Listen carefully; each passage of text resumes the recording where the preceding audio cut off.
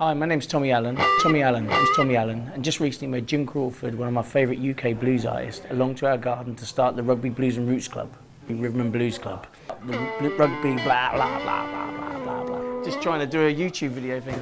Hi, my name's Tommie Allen, and just recently we had Jim Crawford, one of my favourite UK blues artists, round to our garden to kick off the Rugby Blues and Roots Club.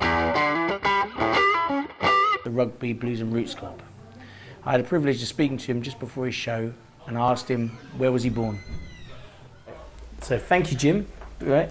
Hey, Tommy. You know, I've known you for a while now, and it's a treat to have you here in my garden, in the house. Yeah. This is the first blues night that we're doing here in Rugby, and you was my first call, my first choice. Thank you so much. I was ever so pleased to hear from you. Thank you. You know. No. So I wanted to first ask, you know, where you're born, when you start into learning the guitar, and a bit of history on your past. Okay. Well, I was born in Bury. Yep. North of Manchester. And what year would that be? That was in 1958. Oh, okay. So I was 60. Okay. I was 60 in December. Oh, happy birthday. What day? And I thought that was going to, What day was it? It's the 17th, Oh, but that's right. kind of, you know, Good, hey man. ho. Anyway, so that was that. I didn't start playing the guitar until I was 17. I borrowed a guitar from a chap down the road. Right. And I remember, because it was a Kansas, I don't know if you remember those, Tom, but it's like Kansas, a kind of parlour size Right. guitar. Like the harmony. I guess, you Yeah. know, that kind of, that small bodied guitar, but with a great big neck on it, you Right, know. okay. But it's a guitar, isn't it, you know. And was you into blues then? No, I just wanted to sing some songs, you Right. know. And so I borrowed this guitar, and I couldn't make head nor tail of it.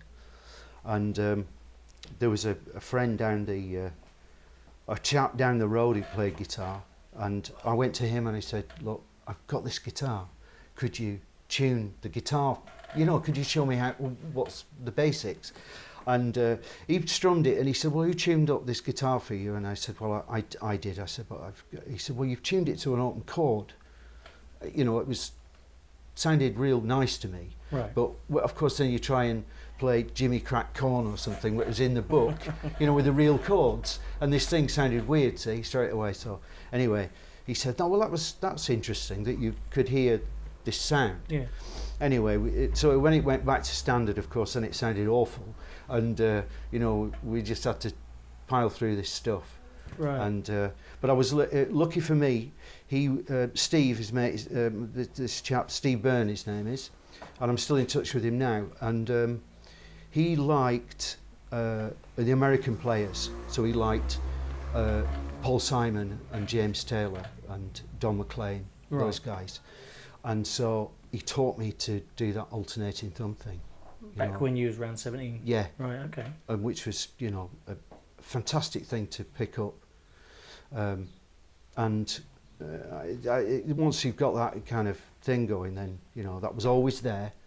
Then I started playing, you know, some electric guitar maybe, and playing Beatles songs and, you know, pop songs. Yeah.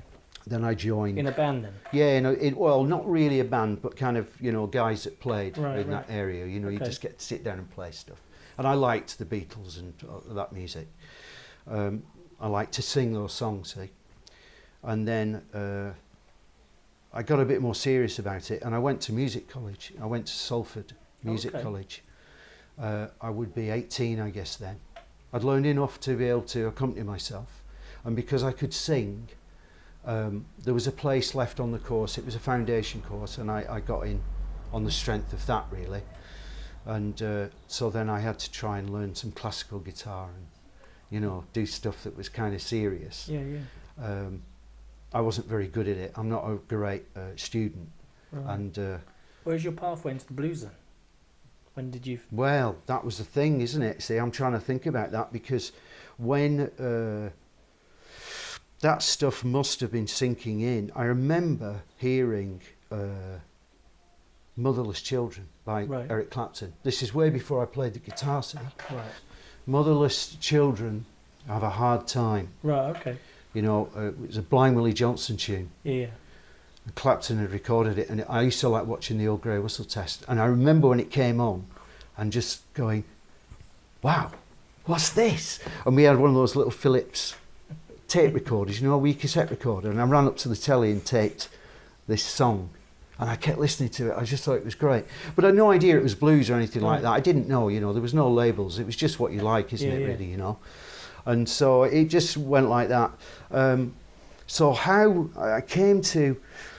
Because some of your stuff you've got on your albums is some of the real good, you know, deep stuff. Yeah, well... It's not classics you'd hear if you just first got into it.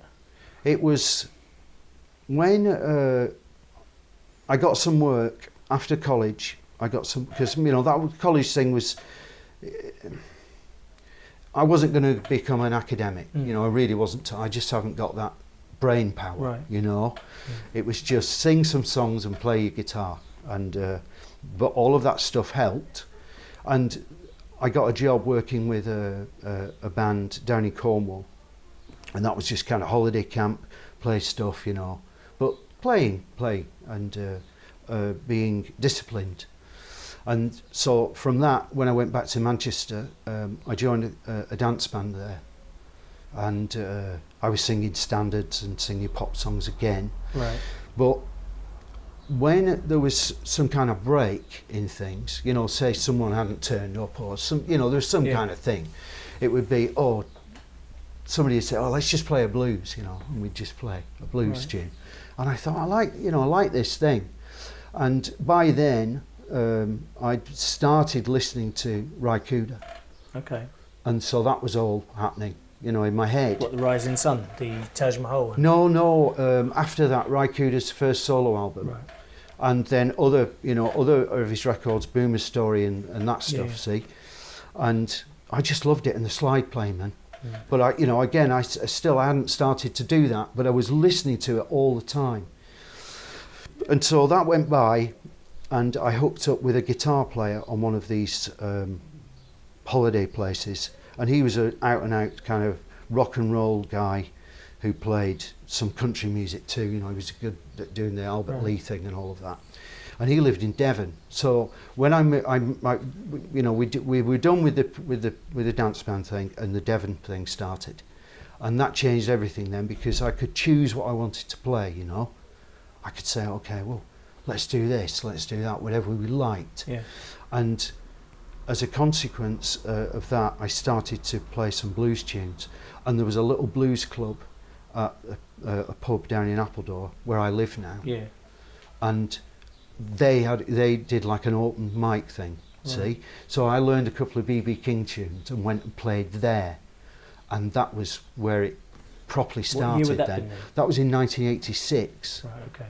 So, and funnily enough... And what was the scene like then for blues? Because that when Ben Andrews was around? Ben didn't come over until the 90s. Right, okay. And I mean, I didn't, you know, I mean, there was no blues scene in North Devon. No. Nothing like it. Is there one now? No. I mean, well, funnily enough, but because this pub where I did that, you know, that played my very first blues tunes, you know, properly, I run a blues open mic night there every Wednesday now, in that very same pub. You host it? I host it, yeah. So I've got this bunch of guys that come together, and some really good players, really good. And what's the name of that pub? It's called The Champ. The Champ. In Appledore. Right. Yeah. So that was, you know, so it's come full circle for me with that, you know, starting playing some blues tunes there and that, and developing that. When the duo thing kind of came to a halt with this guy, Fred Davies, who I went down to Devon to hook up with, I went to Saint-Tropez and worked with a piano player called John Morgan. I was playing bass with him. Right, okay. But it was a blues trio, and that was proper, you know, proper Chicago blues thing he was doing. He'd worked with Howlin' Wolf, and he'd worked with John Lee Hooker and these guys in London. Okay. And he was a great Hammond player and a great piano player. So that's when I really started to sink into that thing. And I was also had an acoustic gig as well as playing with that trio. Right. So I was playing blues tunes, you know, and all of that kind of thing. Just say I'm not here. It's not here. Not here. So that I've kind of rambled around it, I guess, but I hope that's, you know, that's how I got kind of into the blues. So from the 80s, sort of 86, when you started getting serious with your solo. That's once because the solo thing started early 90s. So, your first album, was it the 2002 one, or did you do one prior to that? What would it be, Tom? Well, When the Rains Came, 2002 is what I found. Okay, yeah, that would be the first. No, Blues Boy was the first one. In 2003. No, Blues Boy was definitely the first one. Yeah. So I got this off your website. Yeah, I don't know. Well, what happened was that I made the Blues Boy album. Then When It Rains. And then the Rains album. And then I was going to say, there seems a 7-year gap before and then the Roots and the Original. Roots thing. But what happened was I re-recorded some of the Blues Boy album. Right, okay. Because I got better microphones. I mean, that first Blues Boy album, it was on a mini disc recorder with one microphone, you know. Okay. And I just overdubbed, it was an 8-track mini disc recorder. Is some of that still original on that album? Or Yes, right, yes okay. it is, yeah. Yeah, especially the overdub things, Right. With what mics did you get then? Well, the first mic was just a little PV, I don't know, a kind of PV pencil mic. Right. Kind of, that's what they had in the store, where I bought the machine from. Yeah. That's all the money we had. So, that's what we could do. And I say we, Maggie, my wife. Yeah. And because we're always broke, but that costs us a lot of money, and we got this thing. Anyway, and then I just stuck it up in the bedroom and recorded that album as best I could. Right. And it was okay-ish, I guess. And then you revisited it. And then, of course, because then later I got some proper microphones that were some AKG microphones that I bought from some guy in Exeter. What, the stick ones? Or No, they were the larger 414s? diaphragm, not 414s, but they were kind of, better sounding things. Yeah. And Do you use 2 on your guitar then? I used one on the guitar and one on the voice. Okay, you didn't... And I had a little pencil mic. Yeah. I had that on a bit of wood down on the floor, Right. stuck on with plasticine, I remember. And that was, the foot stomp. tap things. Okay. Yeah, you hear on some of that stuff. That was Rain's album, see. Yeah. Right, this was downstairs now in the what's the music room, and in the corner, kind of set up like that in my own little world. Because I said I'd love to record you, didn't I? 'Cause Yeah. I've got my studio, and you was Yeah. like, politely said, "Oh, I do it my way." And Well, I've got my thing going on. But that was then. That was a while back. But I'd love to do that, or be a part of one of you, because I love all of them. You learn as you go, don't you? I've been doing some recording with my friend Chris Scott.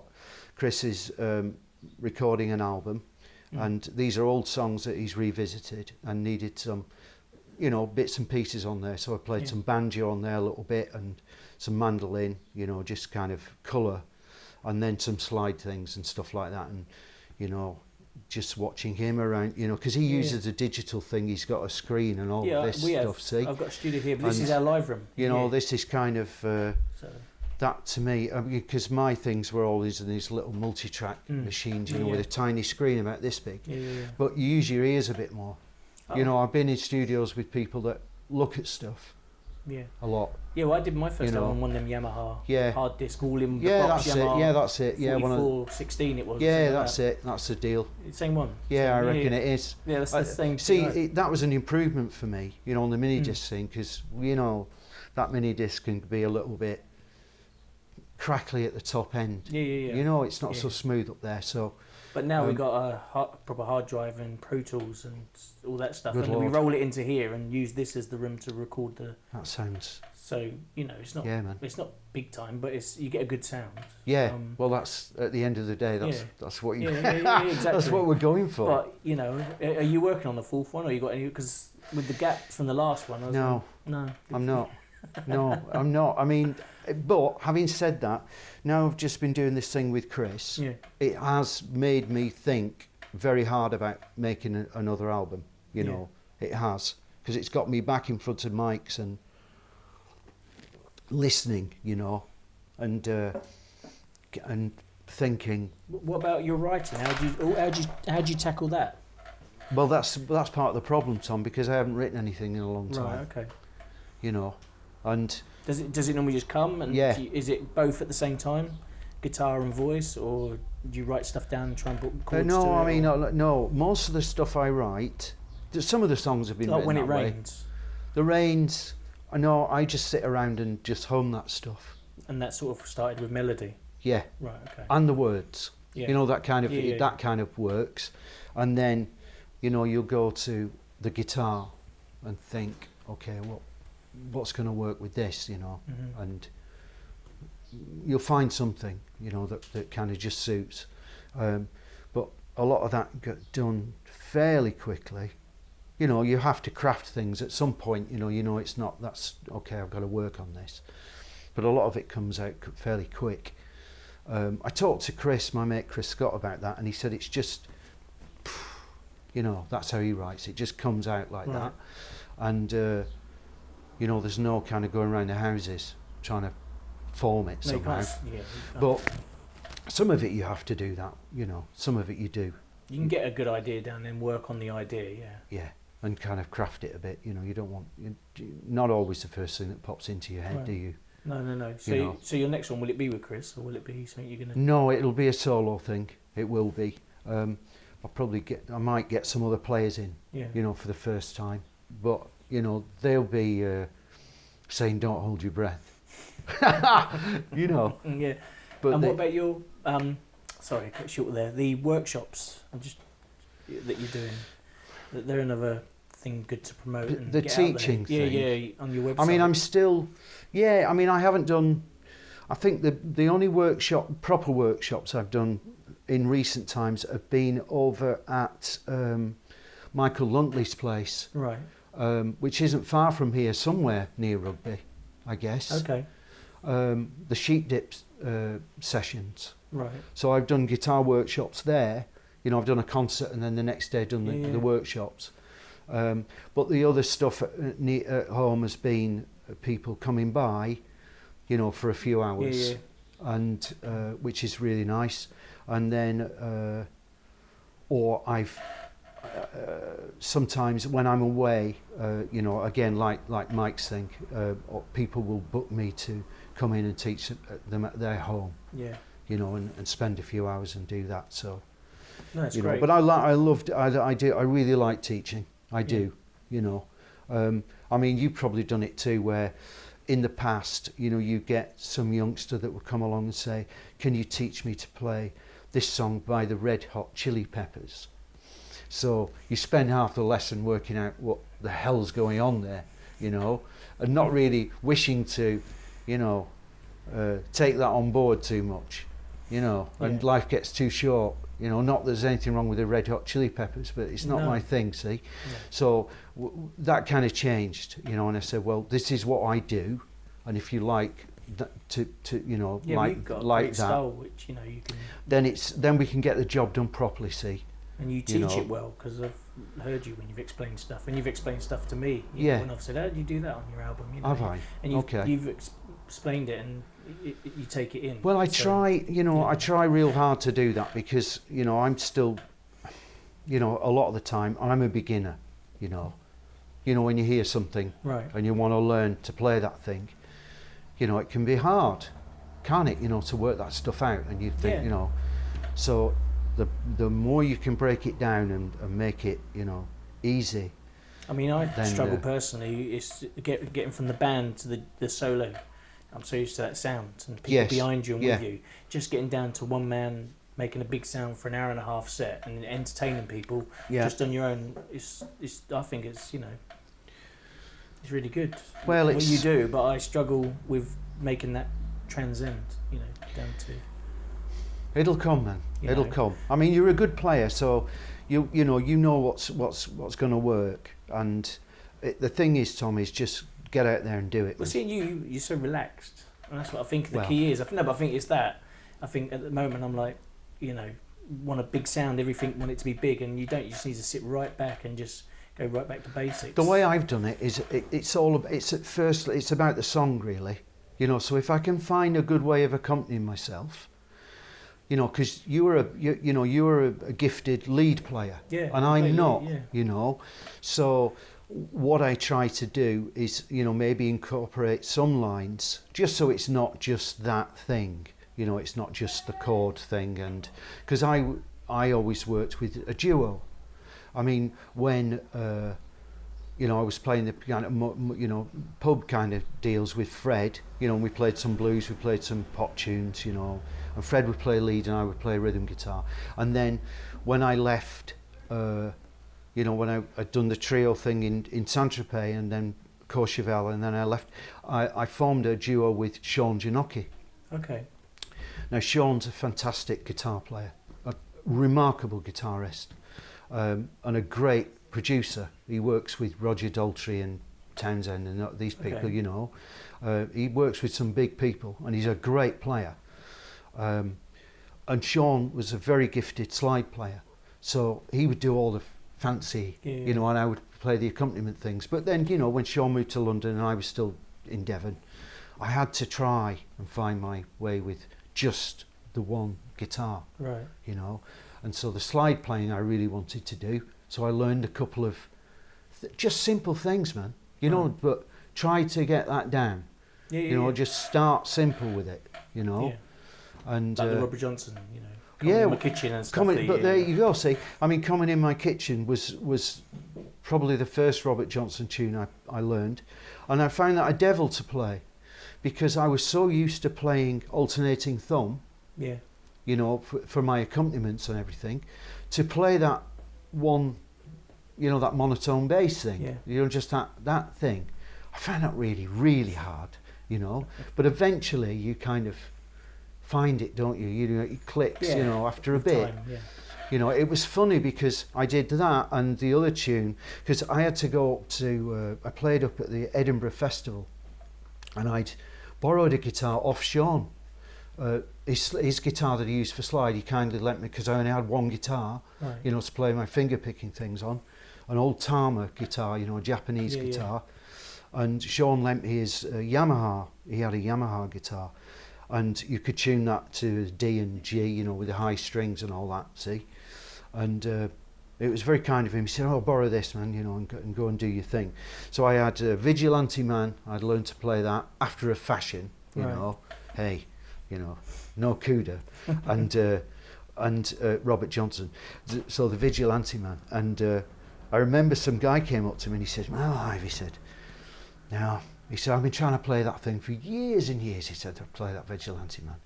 He said, how long have you been doing that then? So I said, 2 weeks. And he said, yeah, right, yeah. I said, "No, honestly, you know, 2 weeks." But the thing is, it was in my head already, you know, kind of formed in my head. Yeah. And I've been sitting next to Sean who'd been playing this stuff, so osmosis or something. You know, and then just using your ear and just kind of finding your way. I mean, it probably sounded terrible, but, you know, it was a start. Do you know what I mean?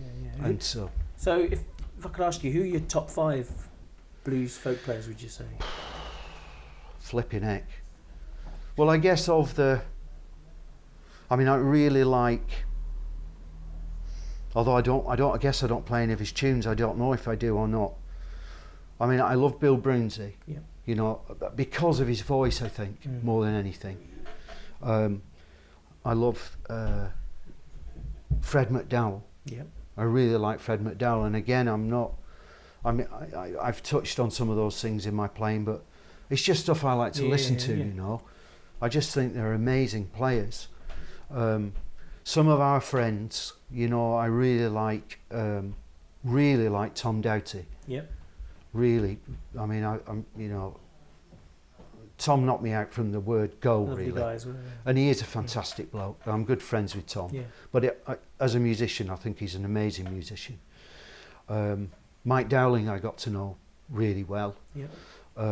Mike's a fantastic, you know, fingerstyle player and slide player. And again, just the way he is on stage, you know, just as a person, he's lovely.